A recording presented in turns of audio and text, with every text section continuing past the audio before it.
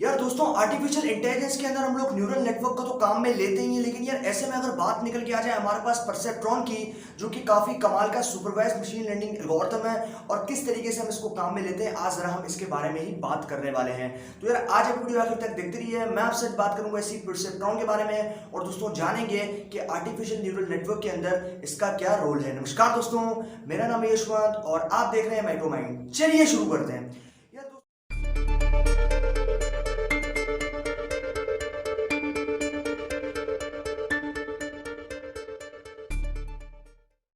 यार दोस्तों, मैं अगर आपसे बात करता हूँ सबसे पहले हमारे दिमाग की, तो क्योंकि इस चीज़ को समझने से पहले हमें दोनों न्यूरल नेटवर्क्स को समझना ज़रूरी है। एक होता है बायोलॉजिकल न्यूरल नेटवर्क और दूसरा होता है आर्टिफिशियल न्यूरल नेटवर्क। तो सबसे पहले हम समझते हैं बायोलॉजिकल न्यूरल नेटवर्क, जो कि हमारे दिमाग के अंदर होता है, और उसके बाद हम लोग समझेंगे आर्टिफिशियल न्यूरल नेटवर्क को। अभी यार दोस्तों, सबसे पहले हम अगर बात करें बायोलॉजिकल न्यूरल नेटवर्क की, तो बायोलॉजिकल न्यूरल नेटवर्क के अंदर क्या होता है कि हम इंसान हैं। अब हमें कोई भी चीज़ अगर दिखाई जाए, किसी भी चीज़ की पिक्चर दिखाया जाए तो हम समझ जाएंगे, अगर वीडियो दिखाया जाए तो भी समझ जाएंगे, अगर ऑडियो सुनाई जाए तो भी हम समझ जाएंगे। अब ऐसा क्या है हमारे दिमाग में जो कि हमें एकदम प्रिसाइसली किसी भी चीज़ को आइडेंटिफाई करने में हमारी मदद कर देता है, और इजीली हम उसको जो है वो पहचान लेते हैं। उसको जो है वो एनालाइज करने के बाद में हमें मालूम चल जाता है कि वो जो चीज़ थी वो एग्जैक्टली क्या थी। अब दोस्तों, मैं अगर आपसे बात कर रहा हूँ मशीन्स की, तो क्योंकि मशीन्स के अंदर इतनी ज़्यादा इंटेलिजेंस नहीं है, इतनी ज़्यादा जो है वो प्रिसाइज तरीके से वो किसी भी चीज़ को पहचान नहीं पाते हैं, तो ऐसी सिचुएशन में क्या होता है कि ऐसी सिचुएशन में हम लोग इसके अंदर आर्टिफिशियल न्यूरल नेटवर्क को काम में लेते हैं,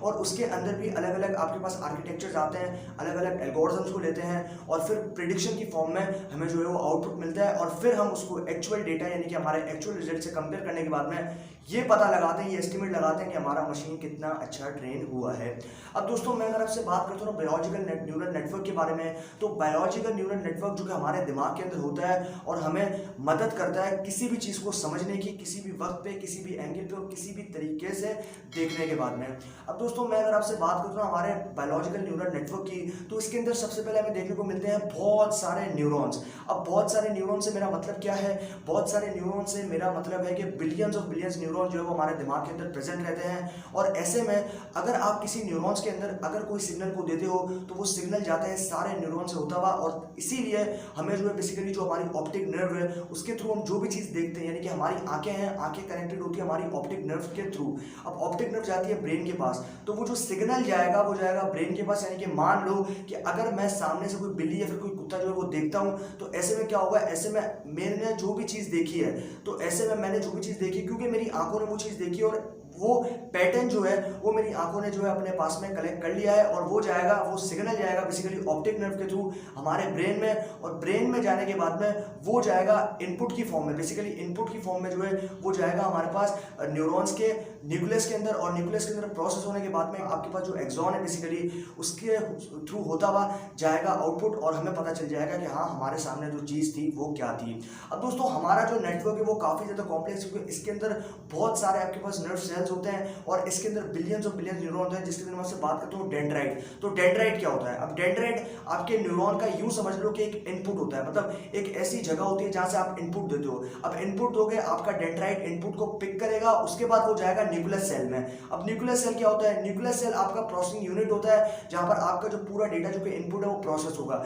न्यूक्लियस से निकलने के बाद एक चेन होती है जिसको हम बोलते हैं एक्सॉन, तो वो एक्सॉन के थ्रू जाएगा आपके पास आउटपुट पे, और आउटपुट जब होगा तो हमें मालूम चल जाएगा कि हाँ, हमारे सामने जो ऑब्जेक्ट था या फिर कोई भी चीज़ थी, कोई भी एनिमल था, वो एग्जैक्टली क्या था, उसका क्या पैटर्न था, और वो किस तरीके से दिखता था। तो ऐसे में अगर बात आ जाए ना हमारे पास बायोलॉजिकल न्यूरल नेटवर्क की, तो बायोलॉजिकल न्यूरल नेटवर्क काफ़ी ज़्यादा कॉम्प्लेक्स होता है अगर हम कंपेयर करते हैं हमारे आर्टिफिशियल न्यूरल नेटवर्क से। अब ऐसे में सवाल ये निकल के आता है कि हम जो है वो किस तरीके से बायोलॉजिकल न्यूरल नेटवर्क को इम्प्लीमेंट कर सकते हैं आर्टिफिशियल न्यूरल नेटवर्क के अंदर, और हम बना सकते हैं मशीन को कुछ हद तक हमारे जैसा, कि हम किस तरीके से चीज़ों को एनालाइज करते हैं, किस तरीके से चीज़ों को समझते हैं, और किस तरीके से चीज़ों को देखने के बाद उनके साथ में रिस्पॉन्ड करते हैं, इंटरेक्ट कर पाते हैं। तो यार ऐसी सिचुएशन के अंदर अगर मैं आपसे बात करता हूँ ना इस बायोलॉजिकल न्यूरल नेटवर्क की, तो ये काफ़ी ज़्यादा कॉम्प्लेक्स होते हैं। अगर मैं आपसे बात करता हूँ आर्टिफिशियल न्यूरल नेटवर्क की। अब सवाल ये निकल के आता है कि आर्टिफिशियल न्यूरल नेटवर्क को हम किस तरीके से जो है वो हमारे बायोलॉजिकल न्यूरल नेटवर्क जैसा बना सकते हैं। अब ये तो बात हमारे पास हो गई बायोलॉजिकल न्यूरल नेटवर्क की। अब हम जरा बात करते हैं आर्टिफिशियल न्यूरल नेटवर्क की, और आर्टिफिशियल न्यूरल नेटवर्क को हम किस तरीके से कॉपी करते हैं हमारे बायोलॉजिकल न्यूरल नेटवर्क को, और उसके अंदर इंप्लीमेंट करने के बाद में हम कोशिश करते हैं कि मशीन जो है वो कुछ हद तक हमारे जैसा बन जाए, उसकी जो प्रेडिक्शन है उसकी एक्यूरेसी काफ़ी अच्छी आ जाए। अब दोस्तों, मैं अगर आपसे बात करूं आर्टिफिशियल न्यूरल नेटवर्क की, तो आर्टिफिशियल न्यूरल नेटवर्क के अंदर हमारे पास दो तरह के इनपुट्स होते हैं। एक होता है हमारे पास एक्स इनपुट यानी कि एक्स वेक्टर, एक होता है हमारे पास डब्ल्यू इनपुट यानी कि डब्ल्यू वेक्टर। अब इसके अंदर क्या होता है कि इसके अंदर आपके पास जो इनपुट होते हैं बेसिकली, अब आपने जब इनपुट दिए तो वो इनपुट होते हैं आपके पास आर्टिफिशियल न्यूरॉन। इसमें हम लोग आर्टिफिशियल न्यूरॉन का काम में लेते हैं, और जो बायोलॉजिकल न्यूरल नेटवर्क है उसके अंदर हम लोग बायोलॉजिकल न्यूरॉन्स का काम में लेते हैं। मतलब जो न्यूरॉन्स होते हैं उसका काम में लेते हैं, बायोलॉजिकल न्यूरल नेटवर्क में बायोलॉजिकल न्यूरल का काम में लेते हैं, और आर्टिफिशियल न्यूरल के अंदर हम लोग आर्टिफिशियल न्यूरॉन्स का काम में लेते हैं। अब ऐसे में क्या होगा कि ऐसे में आपने जब कोई इनपुट दिया तो इनपुट देने के बाद में क्या होगा कि इनपुट जो है वो आपका जाएगा हिडन लेयर्स। अब वो हिडन लेयर्स क्या है? वो हिडन लेयर्स आपके न्यूरॉन्स हो सकते हैं, वो आपके न्यूरॉन्स होंगे बहुत सारे, और वो न्यूरॉन्स इंटरकनेक्टेड बहुत सारे लेयर्स के साथ में एक साथ कनेक्ट होंगे। अब ऐसे में क्या होगा, ऐसे में जब वो हिडन लेयर से होता हुआ आपका आउटपुट जाएगा तो उसमें बहुत सारे एक्टिवेशन फंक्शंस रहते हैं। अब एक्टिवेशन फंक्शन आपके, मैं अगर बात करता हूँ सिग्मॉइड फंक्शन, तो वो एक एक्टिवेशन फंक्शन है।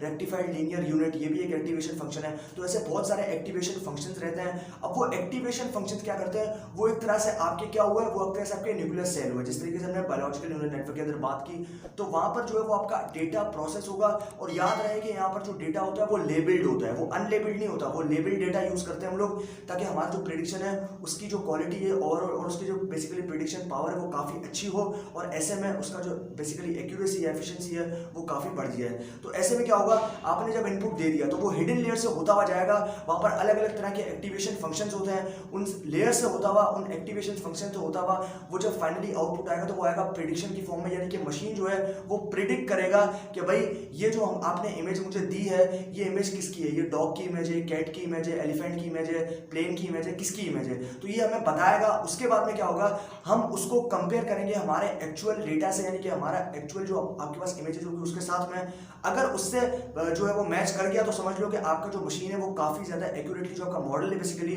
वो काफी ज्यादा अच्छी तरीके से मेंटेन हुआ है, काफी ज्यादा अच्छी तरीके से बना है, और उसने जो प्रेडिक्शन आपको प्रोवाइड किया है वो काफी कमाल का था। तो ये हो गया हमारे पास आर्टिफिशियल न्यूरल नेटवर्क। तो बेसिकली यार आर्टिफिशियल न्यूरल नेटवर्क की अगर हम कंपैरिजन करते हैं बायोलॉजिकल न्यूरल नेटवर्क की, तो बेसिकली कोई कंपैरिजन पता नहीं, क्योंकि आप जो है अगर बायोलॉजिकल न्यूरल नेटवर्क की बात करो तो बायोलॉजिकल न्यूरल नेटवर्क के अंदर हम काफी ज्यादा जो न्यूरॉन्स हैं वो काम में लेते हैं। और यार ऐसे में अगर मैं बात करता हूँ आपसे आर्टिफिशियल न्यूरॉन्स की, तो आर्टिफिशियल न्यूरल नेटवर्क जो है बेसिकली उसके अंदर हम लोग अलग अलग हिडन लेयर्स को काम लेते हैं, जिसमें अलग अलग एक्टिवेशन फंक्शन जो है वो प्रेजेंट होते हैं, जिसमें सिग्मॉइड फंक्शन होता है, और जिसमें होता है आपके पास रेक्टिफाइड लीनियर यूनिट फंक्शन, और आपके पास सॉफ्टमैक्स होता है, हार्डमैक्स होता है। ये सारे एक्टिवेशन फंक्शन जो कि प्रेजेंट रहते हैं आपकी हिडन लेयर्स के अंदर, उस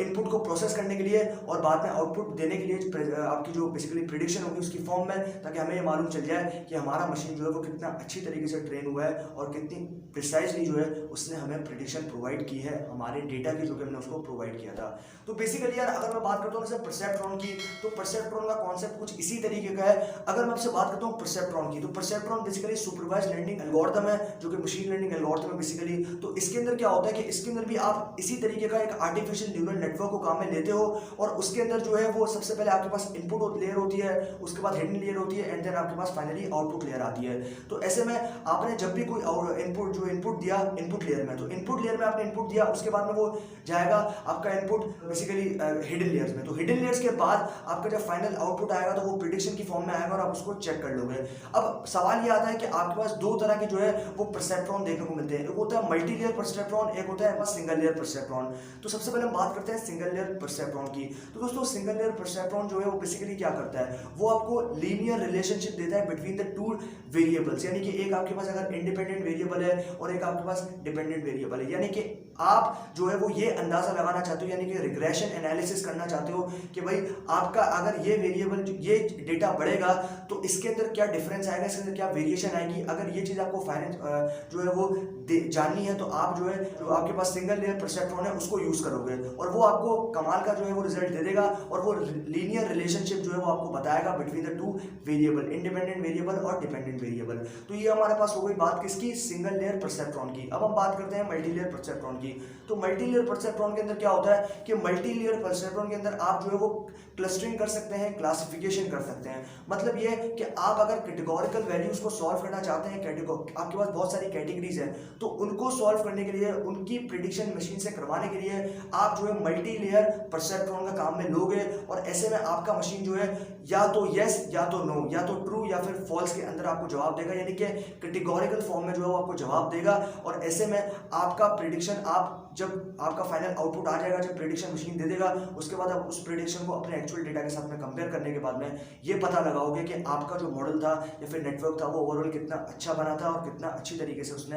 यानी कि आपकी मशीन ने जो है वो प्रिडिक्शन कर लिया है। तो यार बेसिकली कॉन्सेप्ट तो काफी कमाल का है इसी परसेप्ट्रॉन का, और इसके अंदर जो है हम लोग आर्टिफिशियल न्यूरल नेटवर्क की बात करें या फिर बात करें बायोलॉजिकल न्यूरल नेटवर्क की, तो बेसिकली आर्टिफिशियल न्यूरल नेटवर्क को और ज्यादा इंप्रूव करने की कोशिश हो रही है, इसके ऊपर काम चल रहा है, और डेफिनेटली यार आगे आने वाले वक्तों में इसके ऊपर और अच्छी तरीके से जो है वो रिसर्च हो रही है, और डेफिनेटली हमें लगता है कि हम जो है वो इसके अंदर और मशीन को जो है वो एक्यूरेट बना पाएंगे ऐसा कि वो मशीन जो है किसी भी सिचुएशन के अंदर किसी भी चीज़ या फिर किसी भी ऑब्जेक्ट को जो है पहचानने के बाद में इजीली आइडेंटिफाई कर सके कि ये एक इंसान या फिर ये एक जानवर है। तो यार यही थी सारी कंप्लीट कहानी इसी परसेप्ट्रॉन के बारे में। मुझे उम्मीद है कि आप लोगों को वीडियो जरूर पसंद आया होगी और कॉन्सेप्ट लगा होगा काफी कमाल का। अगर वीडियो पसंद आए तो वीडियो को लाइक और शेयर करना बिल्कुल भी मत भूलिएगा, और चैनल को अभी तक सब्सक्राइब नहीं किया तो चैनल को सब्सक्राइब कर दीजिए, क्योंकि मैं आपके लिए रोजाना ऐसी वीडियोस लेकर आता रहता हूं। अभी के लिए दोस्तों इतना ही। Stay blessed, stay inspired.